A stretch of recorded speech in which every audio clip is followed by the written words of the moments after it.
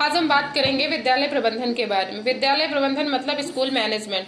आप सबने जाना कि मैनेजमेंट का मतलब होता है प्रबंधन, और प्रबंधन का क्या मतलब होता है? प्रबंधन का मतलब होता है किसी भी कार्य को सकुशल संपन्न कराना। कैसे संपन्न कराना?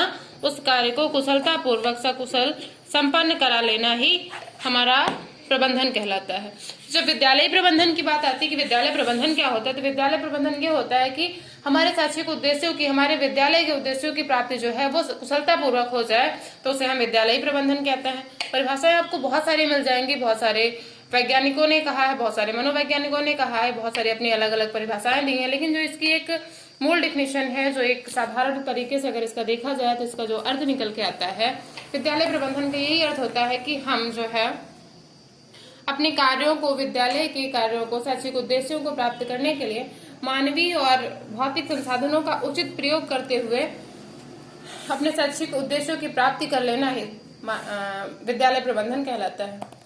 जो विद्यालय प्रबंधन है क्यों आवश्यक है? विद्यालय प्रबंधन अगर ना बनाया जाए, विद्यालय में बिना प्रबंधन के कार्य किए जाएं, तो क्या हम सफल नहीं होंगे? बिल्कुल होंगे, लेकिन उस तरीके से नहीं होंगे जिस तरीके से हम नियोजित ढंग से कार्य करने के पश्चात होंगे। जैसा कि आज के समय में कभी था विद्यालय का मतलब सिर्फ और सिर्फ शिक्षा प्राप्त करना था, किंतु आज के समय में विद्यालयों का मतलब छात्रों का सर्वांगीण विकास करना है। हमें अपने छात्रों को, अपने जो हमारे विद्यालय के बालक हैं, बालिकाएं हैं, उनका हमें जो विकास करना है, वो ना सिर्फ शैक्षिक विकास करना है, बल्कि उनका सर्वांगीण विकास करना है। उनके मानसिक विकास के साथ साथ उनका शारीरिक विकास, बौद्धिक विकास, सामाजिक, नैतिक, सांस्कृतिक, ये सारे विकास उनके जीवन शैली के लिए अति आवश्यक है। क्योंकि उनको जीवन में अगर सफल होना है तो उनको हर क्षेत्र में दक्ष होना होगा, और सफल वही इंसान हो सकता है जो हर फील्ड में योग्यता रखता हो।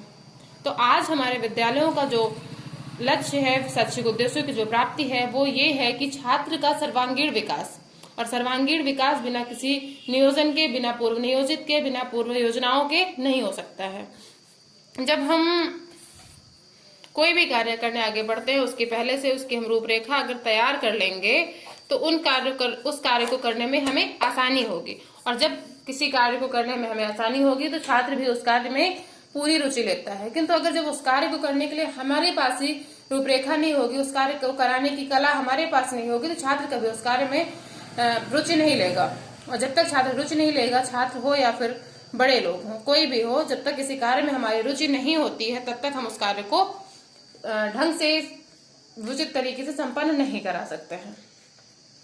विद्यालय प्रबंधन की जो आवश्यकता है वो ये भी कहा जा सकता है कि समाज में एक विकसित समाज, एक अपने देश को आगे बढ़ाने के लिए विद्यालय की अहम भूमिका होती है। किसी भी विद्यालय को समाज का छोटा रूप कहा जा सकता है। विद्यालयों को हम समाज का लघु रूप कहते हैं, क्योंकि वहां पर विद्यालय में ही छात्रों का मानसिक, शारीरिक, बौद्धिक और सामाजिक, नैतिक हर तरह का विकास संभव है।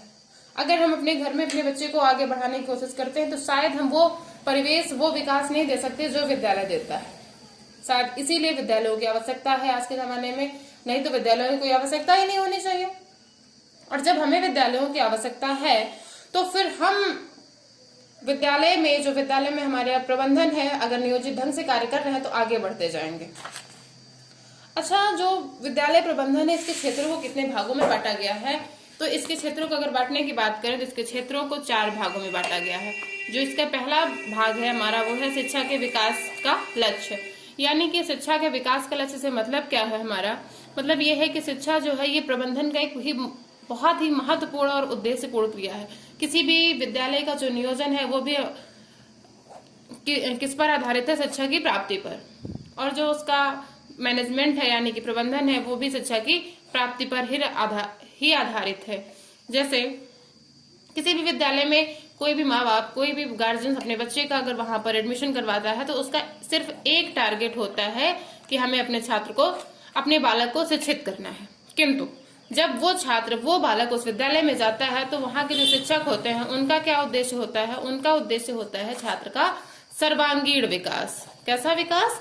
सर्वांगीण विकास। और सर्वांगीण विकास करने के लिए हमें एक पहले से रूपरेखा तैयार करनी होती है, पहले से एक प्लानिंग करके रखनी होती है। इसका जो दूसरा है, इसका जो दूसरा उद्देश्य है, जो दूसरा टॉपिक है, वो है नियोजन के कार्यक्रम। यानी कि प्रबंधन का मतलब है कि उसके प्रबंधन से पहले हम अपने कार्य को नियोजित करते हैं, प्रोग्राम्स की प्लानिंग करते हैं, नियोजित कर लेते हैं कि हमको क्या करना है, कार्यों का संपादन का प्रारूप विकसित करना है कि कौन से कार्य को किस तरह से हम संपादित करेंगे, उसका क्या उसकी रूपरेखा होगी, यानी कि हमको संपादन की रूपरेखा तैयार कर लेनी होती, कार्य को संपादित करने के तरीके तैयार कर लेते होते हैं कि हम कार्य को किस तरीके से संपादित करें। और शिक्षा आयोग जो है 1964 से 1966 के अनुसार नियोजन की 2 आवश्यक अवस्थाओं को बताया गया है। एक तो होती है राष्ट्रीय स्तर पर और दूसरी होती है हमारी राज्य स्तर पर।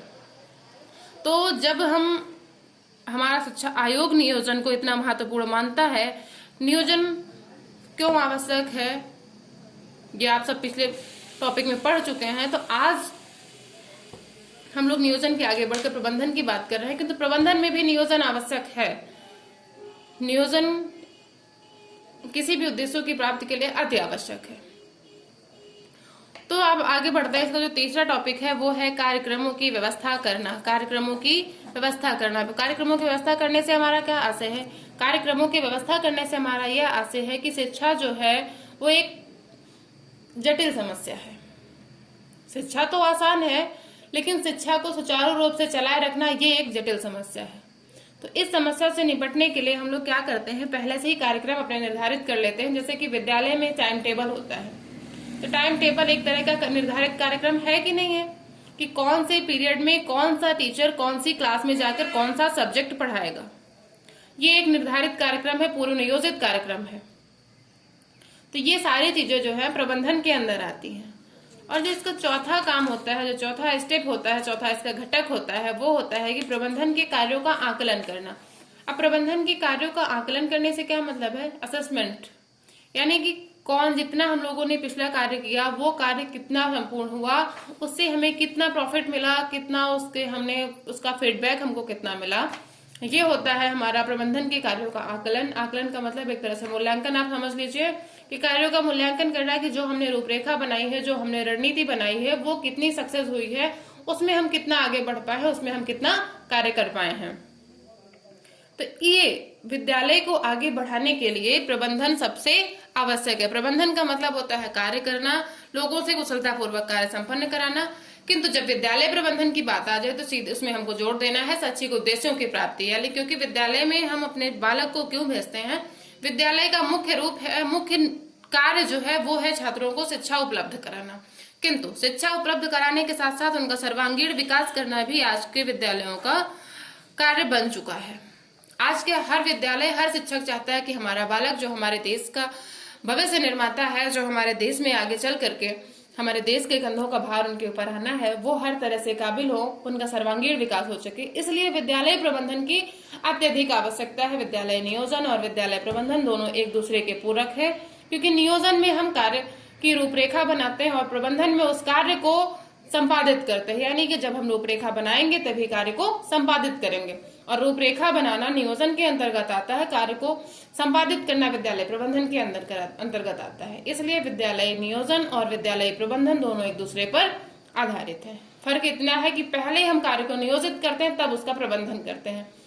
यानी कि पहले रूपरेखा बनाते हैं, रूपरेखा बनाने के बाद में उसको हम हकीकत के धरातल पर उतारते हैं, तब उस कार्य को हम अपने व्यवहारिक जीवन में यूज करते हैं और उसका परिणाम देखते हैं। इसलिए विद्यालय प्रबंधन और विद्यालय नियोजन दोनों एक दूसरे पर आधारित है।